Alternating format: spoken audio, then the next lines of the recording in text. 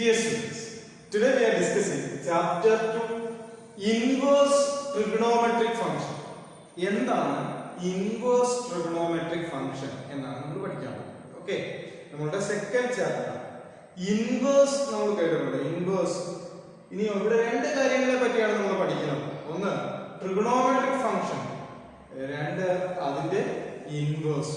Okay, trigonometric functions നമുക്കറിയാം, നമ്മൾ first ഇയറിൽ പഠിച്ചതാണ്, 10th സ്റ്റാൻഡേർഡിൽ പഠിച്ചതാണ്. നോക്കിയേ, 6 ട്രിഗണോമെട്രിക് ഫംഗ്ഷൻസ് ഉണ്ട്. ഏതൊക്കെയാ? Sine, cos, tan, cosec, sec, cot അല്ലേ? അപ്പോൾ ഇതിന്റെ ഇൻവേഴ്സ് ആണ് നമ്മൾ ഇവിടെ പഠിക്കുന്നത്. അപ്പൊ നോക്കിയേ, നമ്മൾ ഇൻവേഴ്സ് റിലേഷൻ ആൻഡ് ഫംഗ്ഷൻ എന്ന് പറഞ്ഞ ചാപ്റ്ററിൽ പഠിച്ചിരുന്നു അല്ലേ? ഇൻവേഴ്സ് എന്ന് പറഞ്ഞാൽ അത് ഓൺ ഫംഗ്ഷനും ഓൺ ടു ഫംഗ്ഷനും സാറ്റിസ്ഫൈ ചെയ്യുന്നുണ്ടെങ്കിൽ അതിന് എന്തുണ്ട്? ഇൻവേഴ്സ് ഉണ്ട്. ഇൻവെർട്ടിബിൾ ഫംഗ്ഷൻ ആയാൽ അതിന് എന്തുണ്ട്? ഇൻവേഴ്സ് ഉണ്ട്. അപ്പൊ ഫംഗ്ഷൻ എന്തൊക്കെയാവണം? 1 ഉം ഓൺ ടു ആവണം അല്ലെ? 1 ആണെങ്കിൽ നമ്മൾ പഠിച്ചു ഒരു ഡൊമൈന് ഒരു റേഞ്ച്. ഓക്കെ, ഡിഫറെന്റ് വാല്യൂസ് കിട്ടുന്നു. എക്സിന് ഡിഫറെന്റ് വാല്യൂസിന് വൈക്ക് വൈ എന്ന സെറ്റിൽ എന്ത് ചെയ്യുന്നു? ഡിഫറെന്റ് വാല്യൂസ് തന്നെ കിട്ടുന്നു അല്ലെ? വൈയിലുള്ള എല്ലാത്തിനും എക്സിൽ ഒരു ഇമേജ് ഉണ്ട് എങ്കിൽ അതിനെ എന്ത് വിളിക്കാം? നമുക്ക് ഓൺ ടു എന്നും വിളിക്കും. അപ്പൊ നോക്കിയാൽ 1 ഓൺ ടു ആയാൽ അപ്പോൾ എക്സ് എന്ന സെറ്റിലെ ഡൊമൈൻ എക്സ് എന്ന സെറ്റിലെ എല്ലാ ഇമേജുകൾക്കും വൈ എന്ന സെറ്റിൽ ഒരു ഇമേജേ ഉള്ളൂ, ഒറ്റ ഇമേജേ ഉള്ളൂ. വൈക്ക് തിരിച്ചു അതേപോലെ തന്നെ എന്തുണ്ട്?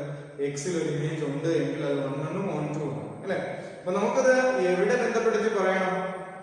Sign, cos, tan, cosec, sec, cot, ഈ ട്രിഗണോമെട്രിക് ഫംഗ്ഷനിൽ ബന്ധപ്പെടുത്തിക്കൊണ്ടാണ് നമ്മൾ ഇവിടെ എന്ത് ചെയ്യാൻ പോകുന്നത്? ഇൻവേഴ്സ് കണ്ടുപിടിക്കാൻ പോകുന്നത്. ഓക്കെ, അപ്പൊ നമുക്കറിയാം ഇവിടെ F such that x tends to y be defined as f of x is equal to നമ്മൾ എന്ത് എഴുതും? y. f of x is equal to എന്തിന് ഈക്വൽ ആണ്? y എന്ന ഫംഗ്ഷൻ. അപ്പോൾ y is equal to എന്ത് എഴുതാം?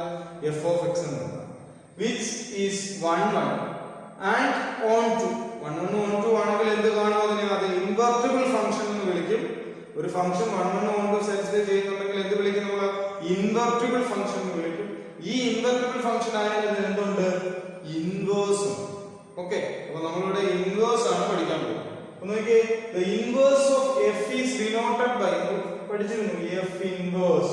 ഓക്കെ, ഇൻവേഴ്സ് നമ്മൾ പഠിച്ചിരുന്നു. f inverse ഇങ്ങനെ ഡിനോട്ട് ചെയ്യാം, ഈ രീതിയിൽ ഡിനോട്ട് ചെയ്യും. ഇനി നോക്കിയേ, f of x is equal to sin x. അതിനെ തന്നെ നമുക്ക് എങ്ങനെ എഴുതാം? f of x is equal to sin x or y is equal to sin x. അതായത് sin x ന്റെ ഗ്രാഫ് വരച്ചാൽ, sin x എന്ന ട്രിഗണോമെട്രിക് ഫംഗ്ഷന്റെ ഗ്രാഫ് വരച്ചാൽ നമുക്ക് ഗ്രാഫ് വരയ്ക്കാൻ നോക്കി.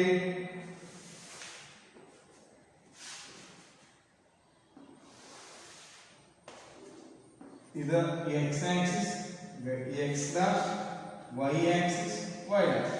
ഓക്കേ, ഇത് 0 അല്ലേ? ഒറിജിൻ ആണ് 0.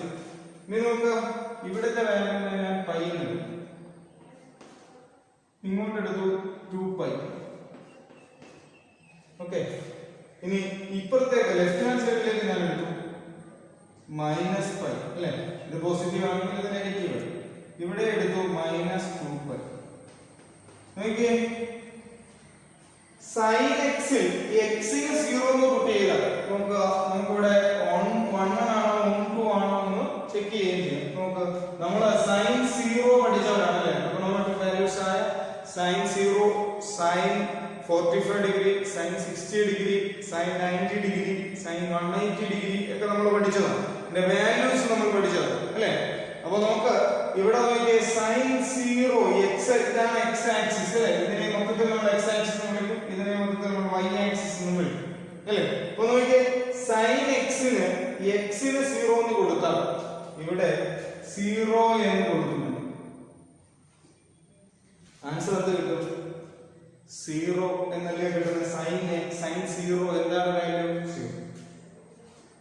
ഓക്കെ, ഇനി നോക്കാം, π/2 എന്ന് കൊടുത്താൽ, sin π/2 എന്ന് കൊടുത്താൽ എന്ത് വരും? sin π/2 എന്ന് കൊടുത്താൽ എന്ത് വരും വാല്യൂ? 1 എന്ന് വരും അല്ലേ? sin 90 1. sin 90 1. ഇനി നോക്കാം, sin π അതായത് sin 180, പൈയുടെ വാല്യൂ എത്രയാണ്? 180 ഡിഗ്രിയാണ്. നമ്മൾ കൺവേർട്ട് ചെയ്യാൻ പഠിച്ചതാണ് ഫസ്റ്റ് ഇയർ അല്ലേ? sin 180 ഡിഗ്രി എന്ന് പറഞ്ഞാൽ അതിന്റെ ആൻസർ എന്താണ്? π എന്ന് കൊടുത്താൽ ആൻസർ എന്താണ്?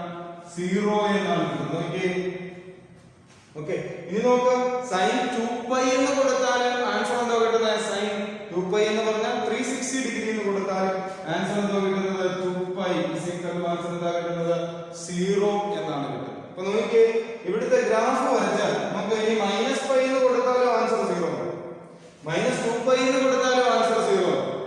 നോക്കിയേ അങ്ങനെയാണെങ്കിൽ നമുക്ക് സൈനിന്റെ ഗ്രാഫ് വരച്ചാൽ സൈൻ ഇവിടെ നോക്കി ഈ എക്സ് ആക്സിസ് ഞാൻ ഇവിടെ 1 മാർക്ക് ചെയ്യുന്നു, 2 മാർക്ക് ചെയ്യുന്നു, -1 മാർക്ക് ചെയ്യുന്നു, -2 മാർക്ക് ചെയ്യുന്നു. നമുക്ക് ഇവിടെ സൈൻ 0 എന്ന് കൊടുത്തപ്പോൾ എന്താ ആൻസർ കിട്ടിയത് 0. അപ്പോൾ എക്സ് ആക്സിസിൽ എക്സിന് 0 എന്ന് കൊടുത്തപ്പോൾ ഇത് എക്സ് ഇത് വൈ. നോക്കിയേ ഫംഗ്ഷൻ എക്സിന് 0 എന്ന് കൊടുത്തപ്പോൾ ഗ്രാഫിൽ y എന്ന y ആക്സിൽ എന്ത് കിട്ടി 0. അപ്പോൾ ഇവിടെ ഒറിജിൻ ഇവിടെ തന്നെ. ഇനി നോക്കിയേ π/2 എന്ന് കൊടുത്താൽ എവിടെ പോകും 1 ൽ പോകും അല്ലേ. അപ്പോൾ ഇവിടെ നമുക്ക് ഇതിന്റെ സെന്റർ π/2 അല്ലേ. 0യ്ക്കും 180യ്ക്കും ഇടയിൽ π/2 ന് ഞാൻ ഇവിടെ മാർക്ക് ചെയ്തു. ഇവിടെ -π/2 എന്ന് മാർക്ക് ചെയ്തു. ഓക്കേ ഇനി നോക്കിയേ ഇവിടെ ഞാൻ ഗ്രാഫ് വരച്ചാൽ നോക്കിയേ π/2 എന്ന് കൊടുത്താൽ ആൻസർ എന്താ കിട്ടുന്നത് sin π/2. ദാറ്റ് മീൻസ് sin 90 എന്തെന്ന് കിട്ടും 1 എന്ന്. അപ്പോൾ നമുക്ക് ഗ്രാഫ് വരച്ചാൽ ഇവിടെ പോകും അല്ലേ. ഇവിടെ 1 ന് നേരെ വരും നല്ലൊരു കർവ്. അടുത്ത തിരിച്ച് എവിടെ വരും π അല്ല പറയുന്നത് 0 ആണ്. അപ്പോൾ വീണ്ടും ഗ്രാഫ് ഇവിടെ വരും. ഓക്കേ ഇനി വീണ്ടും അതായത് 3 ഇവിടനിടയിൽ π/2 നും 2π/2 നും ഇടയിൽ അങ്ങനെ ഹാഫ് കൊണ്ട് ഡിവൈഡ് ചെയ്യാം 3π/2 എന്ന് വരും. 3π/2 ആവുമ്പോൾ എവിടെ പോകും -1 എന്ന് വരും. ആൻസർ താഴെ. ഓക്കേ വീണ്ടും 2π ആവുമ്പോൾ എവിടെ വരും മുകളിൽ വരും. അപ്പോൾ നോക്കിയേ ഈ ഗ്രാഫ് പോകുന്നത് ഇങ്ങനെയാണ്. നോക്കിയേ ഇവിടെ ഈ ഗ്രാഫ് പോകുന്നത് നോക്കിയേ -1 ൽ വരും. -π/2 എന്ന് പറഞ്ഞാൽ എവിടെ വരും -1 എന്ന് കിട്ടും ആൻസർ. sin -90 എന്ന് പറഞ്ഞാൽ -1 ആണ്. അപ്പോൾ ഗ്രാഫ് ഇവിടെ വരുന്നതായിട്ട് വരും. എവിടെ പോകുന്നതാണ് അടുത്തത് -180 ആവുമ്പോൾ എന്താവുന്നത് 0 ആകും. വീണ്ടും ഗ്രാഫ് അവിടെ പോകും -3π/2 ആവുമ്പോൾ 1 ൽ വരും. തിരിച്ചവിടെ വന്നു ഇങ്ങനെ റൊട്ടേറ്റ് ചെയ്യും. ഒക്കെ നോക്കിയപ്പോൾ sin x ന്റെ ഗ്രാഫാണ് ഞാൻ ഈ വരച്ചിരിക്കുന്നത്. ഓക്കേ sin x ന്റെ ഗ്രാഫാണ് ഈ വരച്ചിരിക്കുന്നത്. ഇതേപോലെ നമുക്ക് cos x ന്റെ ഗ്രാഫ് വരയ്ക്കാം, tan x ന്റെ ഗ്രാഫ് വരയ്ക്കാം. tan x എന്ന് പറയുമ്പോൾ tan x ന്റെ ഗ്രാഫ് വരച്ചാൽ tan x എന്ന് പറഞ്ഞാൽ എന്താണ് tan x sin x cos x ആണ്. അപ്പോൾ cos x 0 ആവുന്ന വാല്യൂസ് ഒന്നും കൊടുക്കാൻ കഴിയില്ല. കാരണം ഇത് ഡിനോമിനേറ്റർ cos π/2 0. അപ്പോൾ sin/0 എന്ന് പറഞ്ഞാൽ നോട്ട് ഡിഫൈൻഡ് ആണ്, അത് വരാൻ പാടില്ല. അപ്പോൾ cos x ന്റെ വാല്യൂസ് cos 0 ആവുന്ന വാല്യൂസ് ഒഴിവാക്കണം ഇവിടെ. അപ്പോൾ നോക്കിയേ ഇവിടെ നമ്മൾ sin x ന് x ന്റെ വാല്യൂസ് ഓരോന്നും കൊടുത്തപ്പോൾ ഒന്ന് 0 എന്ന് കൊടുത്തു, 90 ഡിഗ്രി എന്ന് കൊടുത്തു, 180 ഡിഗ്രി എന്ന് കൊടുത്തു, 360 ഡിഗ്രി എന്ന് കൊടുത്തു, ഇനി 270 ഡിഗ്രി എന്ന് കൊടുത്തു. അങ്ങനെ നമ്മൾ ഓരോ വാല്യൂസ് കൊടുക്കുമ്പോൾ കിട്ടുന്ന ഗ്രാഫാണ് ഒരു കർവ് ഷേപ്പിലാണ് എന്തിന്റെ ഗ്രാഫ് കിട്ടുന്നത് sin x ന്റെ ഗ്രാഫ് കിട്ടുന്നത്. അപ്പോൾ നോക്കിയേ ഈ sin x ന്റെ ഗ്രാഫ് അതിന്റെ ഇപ്പോ ഇവിടോട്ട് നോക്കിയേ ഈ ഗ്രാഫിൽ ഈ വരച്ചിരിക്കുന്ന ഡയഗ്രത്തിൽ x ന് 0 എന്ന് കൊടുത്തപ്പോൾ 0 എന്ന്, y ക്ക് x ന് π എന്ന് കൊടുത്തപ്പോൾ 0 എന്ന്, 2π എന്ന് കൊടുത്തപ്പോൾ 0 എന്ന്. അപ്പോൾ ഇവിടെ നോക്കിയേ sin x ന് യഥാർത്ഥത്തിൽ അതിന്റെ വാല്യൂസ് കൂട്ടിയാൽ x ന് വാല്യൂസ് കൊടുത്താൽ കിട്ടുന്ന ഒറ്റ റേഞ്ച് ഈ ഡൊമെയിനിൽ ഒറ്റ റേഞ്ചിൽ കിട്ടിയിരിക്കുന്നത്. അങ്ങനെയാണെങ്കിൽ ഇത് 1 ആകുമോ? ഇല്ല അല്ലേ. അപ്പോൾ അതിന് നമ്മൾ ഒരു റെസ്ട്രിക്ഷൻ വെച്ചു, റെസ്ട്രിക്റ്റഡ് ഡൊമെയിൻ വെച്ചു. ഓക്കെ ഇത് 1 ആവാൻ വേണ്ടി എങ്കിലേ അതിന് എന്തുള്ളൂ 1 1 ആയെങ്കിലേ അതിന് എന്തുള്ളൂ ഇൻവേഴ്സ് ഫംഗ്ഷൻ ഉണ്ട്. അപ്പൊ ഇൻവേഴ്സ് ഫംഗ്ഷൻ വരണമെങ്കിൽ ഇങ്ങനെ വാല്യൂസ് നമ്മൾ കൊടുത്താൽ ഈ ഗ്രാഫ് എല്ലാത്തിലും എന്ത് ചെയ്യുന്നു ഇങ്ങനെ ഫ്ലോട്ട് ചെയ്ത് പോവാം അല്ലേ. അപ്പോ ഇതിനെല്ലാം അതായത് അതായത് ഡിഫറെന്റ് ഡൊമൈന് ഒറ്റ റേഞ്ച് ആകുന്നത് നമ്മൾ പഠിച്ചേക്കാം. ഡിഫറെന്റ് ഡൊമൈന് ഡിഫറെന്റ് റേഞ്ച് കിട്ടിയെങ്കിലേ എന്തുള്ളൂ 1 ഫംഗ്ഷൻ ആകുള്ളൂ. അപ്പൊ ഇത് 1 ഫംഗ്ഷൻ ആകുമോ? ഇല്ല. അപ്പൊ ഇത് 1 ഫംഗ്ഷൻ ആകണമെങ്കിൽ ഞാൻ ഇവിടെ ഒരു റെസ്ട്രിക്ഷൻ വെച്ചു -π/2 ഇതിനിടയിൽ നോക്കിയേ -π/2 ആണെങ്കിൽ ഇവിടെ നമുക്ക് x ആക്സിസിനെയാണല്ലോ നമ്മൾ ഡൊമൈൻ എന്ന് വിളിക്കുന്നത്. അപ്പോൾ റെസ്ട്രിക്റ്റഡ് ഡൊമൈൻ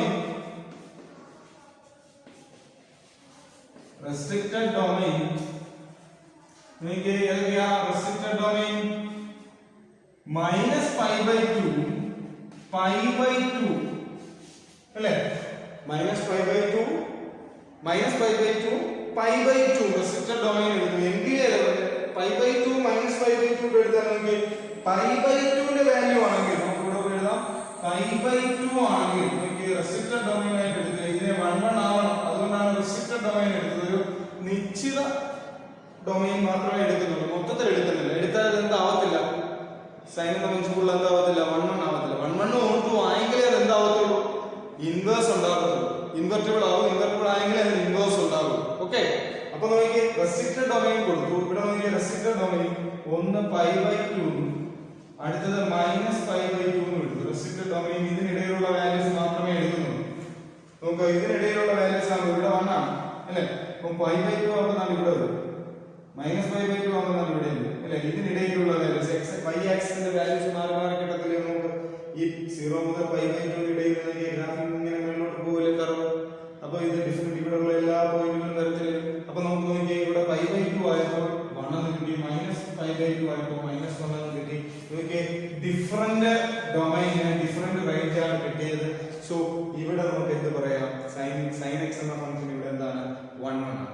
അതുപോലെ തന്നെ തിരിച്ച് y നുള്ള 1 ന് ഒരു ഇമേജ് ഉണ്ട് π/2, -1 ന് ഒരു ഇമേജ് ഉണ്ട് -π/2. അങ്ങനെ ഇമേജ് തിരിച്ചു കൊണ്ടപ്പോൾ ഇതെന്തായി, ഓൺ ടു ആയി, ഇൻവെർട്ടിബിൾ ആയി. അപ്പോൾ ഇവിടെ നമുക്ക് ഏതൊക്കെ വാല്യൂസ് റെസ്ട്രിക്റ്റഡ് ഡൊമൈൻ ആയ π/2 -π/2 നമ്മൾ എടുത്തു. അവിടെ എന്ത് ചെയ്തു, അതിന് ഡിഫറെന്റ്, അതായത് ഡിഫറെന്റ് ഡൊമൈനിൽ ഡിഫറെന്റ് റേഞ്ച് തന്നെ കിട്ടി. ഒരേ റേഞ്ച് കിട്ടിയാൽ നമ്മൾ അത് 1 1 എന്ന് പറയത്തില്ല, ഡിഫറെന്റ് റേഞ്ച് കിട്ടി. ഇതിപ്പോ എന്തായി, 1 1 ഫംഗ്ഷൻ ആയി. തിരിച്ച് y ഉള്ള എല്ലാത്തിനും x ഇമേജ് കൊണ്ട് 1 ന് π/2, -1 ന് -π/2 ആണ്. ഇതിന് തിരിച്ച് എന്തുണ്ട്, ഒരു ഡൊമൈൻ ഉണ്ട്, അതായത് ആ റേഞ്ചിൽ തിരിച്ചൊരു ഡൊമൈൻ ഉണ്ട്. അങ്ങനെയെങ്കിൽ ഈ ഫംഗ്ഷനെ നമുക്ക് എന്ത് പറയാം, 1 1 ഫംഗ്ഷനുമാണ്, ഓൺ ടു ഫംഗ്ഷനുമാണ്. അപ്പൊ sin x ന് എന്തുണ്ട്, ഇൻവേഴ്സ് ഉണ്ട്. അപ്പോ sin x y is equal to restricted domain -π/2 π/2 ആയപ്പോൾ y is equal to sin x ആയ ഫംഗ്ഷൻ. അപ്പോ അതിന്റെ റേഞ്ച് എന്തൊക്കെയാ കിട്ടിയത് നമുക്ക്, റേഞ്ച് -1 ഉം -1,1 അല്ലേ. ഇത് രണ്ടും റേഞ്ച് കിട്ടിയത് -1,1 -π/2 π/2 റെസ്ട്രിക്റ്റഡ് ഡൊമൈൻ -π/2 π/2 എടുത്തപ്പോൾ അതിന്റെ റേഞ്ച് നമുക്ക് എന്തോ കിട്ടി, -1 ഉം 1 ഉം. അപ്പോ ഒരു ഡിഫറെന്റ് ഡൊമൈൻ വാല്യൂവിന് ഡിഫറെന്റ് റേഞ്ച് തന്നെ കിട്ടി. അത് 1 1 ആണ്, തിരിച്ചു ഇമേജ് ഉണ്ട്, അത് ഓൺ ടു ആണ്. അപ്പോൾ sin x നും cos x ന്റെ ഗ്രാഫ് ഇതേപോലെ തന്നെ വരച്ചു. cos x ന്റെ ഗ്രാഫ് നമുക്ക് വരയ്ക്കാൻ കഴിയും. നമ്മൾ കൊടുത്തു നോക്കിയാൽ മതി വാല്യൂ. cos 0 എന്ന് പറയുന്നത് 1 ആണ്, അപ്പോൾ ഗ്രാഫ് ഉണ്ട്. ഇനി നോക്കിയാൽ cos π/2 അല്ലെങ്കിൽ cos 90 എന്ന് പറയുന്നത് 0 ആണ്. അപ്പോൾ നമ്മൾ ഇവിടെ വരും ഗ്രാഫ്. അപ്പോൾ ഇതേപോലെ തന്നെ പ്ലോട്ട് ചെയ്യുന്ന ഒരു ഗ്രാഫ് തന്നെ കിട്ടും. ഗ്രാഫ് വരയ്ക്കും. tan x ഇതേപോലെ തന്നെ cos x കിട്ടും, cosec x കിട്ടും, sec x കിട്ടും, cot x കിട്ടും. ഓക്കെ, അപ്പോൾ നോക്കി ഞാനിവിടെ sin x ന്റെ ഗ്രാഫ് വരച്ചു. അതിൽ നിന്നും sin x എന്ന് പറഞ്ഞ ഫംഗ്ഷൻ അപ്പോൾ cos x നും കിട്ടും, tan x നും കിട്ടും, cosec x നും കിട്ടും, sec x നും കിട്ടും, cot x നും എന്തുണ്ട്, ഇൻവേഴ്സ് ഉണ്ട്. അതിന് അത് 1 1 1 2 ആണെന്ന് നമ്മൾ ഇവിടെ എന്ത് ചെയ്തു, ആദ്യം പ്രൂവ് ചെയ്തു. അത് 1 1 1 2 ആണെന്ന് എങ്ങനെ എടുത്തു, റെസ്ട്രിക്റ്റഡ് ഡൊമൈൻ എടുത്തു, -π/2 π/2 എടുത്ത് അതിന് ഡിഫറെന്റ് റേഞ്ച് കിട്ടുന്നു, -1 ഉം 1 ഉം. അതുകൊണ്ട് അത് ഇൻവേഴ്സ് ഫംഗ്ഷൻ ആണ്, അത് സാറ്റിസ്ഫൈ ചെയ്യുന്നുണ്ട്. ഇനി നോക്കി, ഇവിടെ നമ്മളിപ്പോ y sin x എന്ന ഫംഗ്ഷനിലെ വരച്ചത്, ഗ്രാഫിലെ വരച്ചത്, അതിൽ നിന്നും അതിന്റെ റെസ്ട്രിക്റ്റഡ് ഡൊമൈനും റേഞ്ച് ഫൈൻഡ് ചെയ്തത് ഇൻവേഴ്സ് ഫംഗ്ഷൻ സാറ്റിസ്ഫൈ ചെയ്യുന്നുണ്ട്. അങ്ങനെയെങ്കിൽ ഇതിനൊരു ഇൻവേഴ്സ് ഫംഗ്ഷൻ ഉണ്ടല്ലോ. അപ്പൊ ആ ഇൻവേഴ്സ് ഫംഗ്ഷൻ നമുക്ക് അറിയണം. അപ്പൊ ആ ഇൻവേഴ്സ് ഫംഗ്ഷന് വേണ്ടി നോക്കിയാൽ ഇവിടെ ഇൻവേഴ്സ് ഫംഗ്ഷന്റെ ഗ്രാഫ് നമ്മൾ വരയ്ക്കും. y is equal to sin inverse x. Sin inverse x.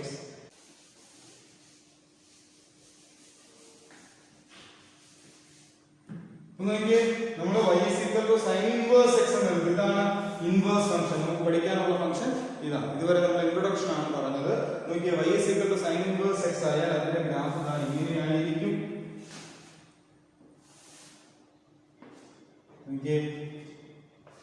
y യിലേക്ക് മാറി. നേരത്തെ നമ്മൾ വരച്ചത് x ആക്സിസിലായിരുന്നു ഗ്രാഫ്. ഇവിടെ നോക്കി, ഇത് 0, y ആക്സിസിലേക്ക് മാറി π 2π. ഇവിടെ നമ്മൾ -π -2π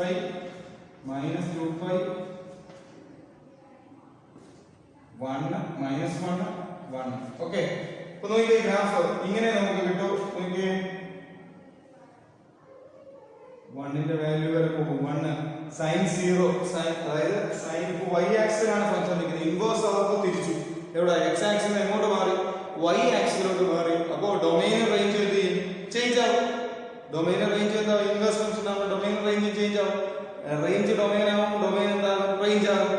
ഓക്കെ, അപ്പൊ നോക്കിയേ ഇവിടെ നമ്മൾ വരച്ചിരുന്ന ഗ്രാഫിൽ 0 മുതൽ എവിടെ വരെയാണ് റിപ്പോർട്ട് ചെയ്യുന്നത്? സൈൻ 0 ആണ് അല്ലെ, സൈൻ 0 ആണ്. അപ്പൊ നമുക്ക് ഇവിടെ വരും. ഇനി നോക്കിയേ സൈൻ π/2 സൈൻ 90 എന്ന് പറഞ്ഞ വാല്യൂ എവിടോട്ട് പോകുന്ന 1 വരെ പോകും, തിരിച്ച് എവിടെ വരും? ഇതായത്. ഓക്കെ, ഇനി തിരിച്ച് വീണ്ടും ഇവിടെ വരും, -1/2 -1 ൽ വരും, -1 നോക്കിയേ ഇവിടെ വന്നു ഇങ്ങനെ ഫ്ലോ ചെയ്യും. പഴയ ഗ്രാഫ് തന്നെ